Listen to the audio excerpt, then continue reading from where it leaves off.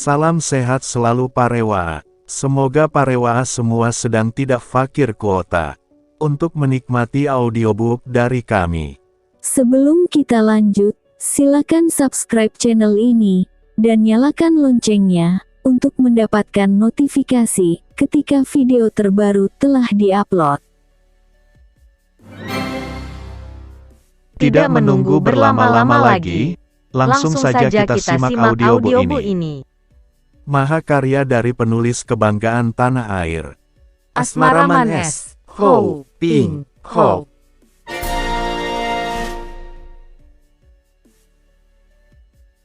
Suling Emas, bagian 10. Nona, lebih baik kau menuruti permintaan sesiokmu. Kau minggirlah, dan biar aku bicara dengannya. Liu Lucian tersenyum dan menjauhkan kudanya dengan wajah berseri. Hal inilah yang tidak dimengerti oleh Kui Seng. Mengapa gadis itu malah tersenyum seperti orang bergembira padahal jelas bahwa paman gurunya mempunyai niat tidak baik terhadap dirinya. Ia tidak peduli, lalu meloncat turun dari atas kudanya dengan guci arak masih di tangan kiri, sambil membalik sehingga ketika kedua kakinya menginjak tanah, ia berhadapan dengan Ma Tai-kun dan seorang laki-laki muda yang sikapnya tenang sungguh-sungguh, berpakaian sederhana memakai caping dan punggungnya terhias sebatang cambuk. Ma Tai-kun merah mukanya, alisnya berkerut dan sepasang matanya memancarkan sinar kemarahan. Ma Tai-kun, katakanlah kehendak hatimu sekarang. Kui Seng, kau seorang yang telah menghina Bengkau. Kau tidak memandang mata kepada tokoh-tokoh Bengkau, mengandalkan kepandaian mengalahkan seorang wanita muda, mengandalkan mulut manis mengelabuhi seorang tua. Tua Suheng boleh saja kau kelabuhi, akan tetapi aku Ma Tai-kun takkan membiarkan kau pergi menggondol keponakanku begitu saja untuk melaksanakan niatmu yang kotor. Wah, hatimu dan pikiranmu sendiri berlepotan noda, kau masih bicara tentang niat kotor orang lain. Bagus sekali mengenal tangan mautmu yang telah kau pergunakan untuk membunuh 7 orang pemuda di rumah penginapan dan 3 orang pemuda yang sudah kalah oleh Nona Liu Lucian. Ma Susiok, betulkah itu? Tiba-tiba Lucian yang mendengar kata-kata ini bertanya dengan suara terdengar gembira. Benar-benar Kui Seng tidak mengerti dan sekali lagi ia terheran-heran atas sikap Lucian ini. Merah wajah Ma Tai-kun. Memang betul aku membunuh mereka. Cacing-cacing tanah itu tak tahu malu dan berani mengharapkan yang bukan bujan, orang-orang macam mereka mana patut memikirkan Lucian. Aku membunuh mereka apa sangkut pautnya dengan kau, Kui Seng? Suheng, kenapa kau lakukan kekejaman itu? Bukankah Ji Suheng sudah melarang kita? Orang muda bertopi runcing itu bertanya, suaranya penuh kekhawatiran. Sute, tak usah kau turut campur. Kau anak kecil tahu apa? Kui Seng tertawa bergelak. Sekali pandang saja tahulah ia bahwa orang muda yang menjadi adik seperguruan Ma Tai-kun ini seorang yang jauh bedanya dengan saudara-saudara seperguruannya, jauh lebih bersih batinnya. Ma Tai-kun, memang urusan dengan pemuda itu tiada sangkut pautnya dengan aku, akan tetapi pembunuhan keji itu tak boleh kudiamkan saja tanpa menegurmu.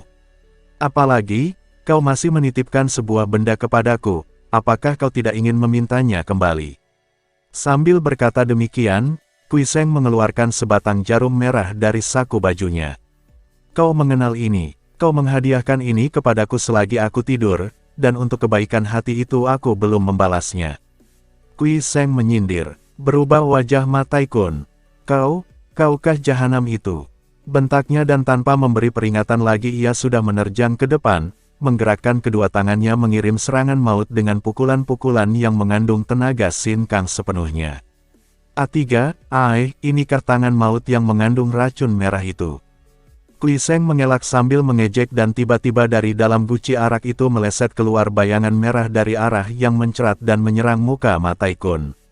Biarpun hanya benda cair, karena arak itu digerakkan oleh tenaga Elwi Kang, terasa seperti tusukan jarum. Ma Tai-kun cepat mengibaskan tangannya dan hawa pukulannya membuat arak itu pecah bertebaran.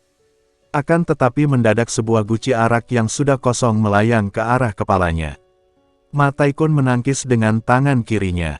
Brak, guci itu pecah pula berkeping-keping. Namun Kui Seng sudah merasa puas. Serangannya yang mendadak dapat memecahkan rahasia gerakan Ma Tai-kun, maka ia sudah dapat menyelami dasarnya. Maka ketika Ma Tai-kun menerjangnya lagi, ia menyambut dengan gerakan kedua tangan yang sama kuatnya. Kui Seng tidak mengeluarkan senjata melihat lawannya juga bertangan kosong. Memang di antara para saudara seperguruannya, Ma Tai-kun terkenal seorang ahli silat tangan kosong yang tak pernah menggunakan senjata. Namun, kedua tangannya merupakan sepasang senjata yang mengandung racun, menggila dahsyat dan ampuhnya. Jarang ia menemui tandingan, apalagi kalau lawannya juga bertangan kosong. Baru beradu lengan dengannya saja sudah merupakan bahaya bagi lawan. Namun kali ini Ma Tai-kun kecelik. Lawannya biarpun masih muda, namun telah memiliki tingkat kepandaian yang sangat tinggi sekali. Biarpun ia tidak mengisi kedua lengannya itu telah kebal terhadap hawa-hawa beracun yang betapa ampuhnya pun juga, karena ketika ia merantau dan berguru kepadanya pertapa-pertapa di pegunungan Himalaya, ia telah melatih dan menggembleng kedua lengannya dengan obat-obat mujizat. Juga di dalam pertempuran berat ia selalu mengisi kedua lengannya dengan hawa sakti dari dalam tubuhnya. Pertandingan itu hebat bukan main. Setiap gerakan tubuh, baik tangan maupun kaki, membawa angin dan menimbulkan getaran, bahkan tanah yang mereka jadikan landasan serasa tergetar oleh tenaga-tenaga dalam yang tinggi tingkatnya. Beberapa kali Ma Tai-kun menggereng dalam pengerahkan tenaga racun merah, disalurkan sepenuhnya ke dalam lengan yang beradu dengan lengan lawan. Namun akibatnya, dia sendiri yang terpental dan merasa betapa hawa panas di lengannya membalik. Makin merahlah ia dan terjangannya makin nekat. Ma Tai-kun, manusia macam kau ini semestinya patut dibasmi. Akan tetapi mengingat akan persahabatan dengan Pat Jiu Sin Ong, melihat pula muka Nona Liu Lucian yang masih terhitung murid keponakan dan melihat muka adik seperguruanmu yang bersih hatinya, aku masih suka mengampunkan engkau. Pergilah. Sambil berkata demikian, tiba-tiba Kui Seng merendahkan tubuhnya, setengah berjongkok dan kedua lengannya mendorong ke depan. Inilah sebuah serangan dengan tenaga sakti yang hebat. Tidak ada angin bersiut, akan tetapi Ma Tai-kun merasa betapa tubuhnya terdorong tenaga yang hebat dan dahsyat. Ia pun merendahkan diri, mendorongkan kedua lengannya untuk bertahan, namun akibatnya, terdengar bunyi berkerotokan pada kedua lengannya dan tubuhnya terlempar seperti layang-layang putus talinya, lalu ia roboh terguling dan kedua lengannya menjadi bengkak-bengkak. Orang si Kui, kau melukai suhengku, terpaksa aku membelanya, kata orang muda bertopi runcing sambil melepaskan cambuknya dari punggung. Saudara yang baik, siapakah namamu? Kui Seng bertanya, suaranya halus. Aku bernama Kau Bian, saudara termuda dari tua Suheng Liugan. Kau lihat kau seorang yang jujur dan baik. Mengapa engkau hendak membela orang yang menyeleweng daripada kebenaran? Tindakan Sam Suheng memang tidak kusetujui, akan tetapi sebagai sutenya, melihat seorang suhengnya terluka lawan, bagaimana aku dapat diam? Kewajibankulah untuk membelanya. Orang si Kui, hayo keluarkan senjatamu dan lawanlah cambukku ini.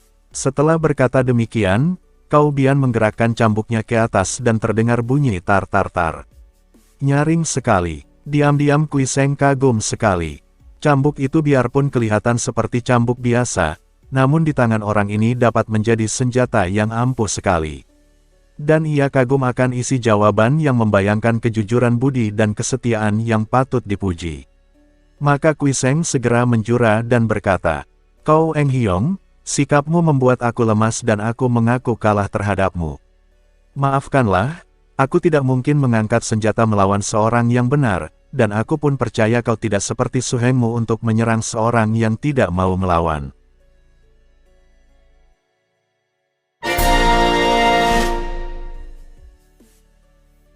Bersambung ke bagian 11.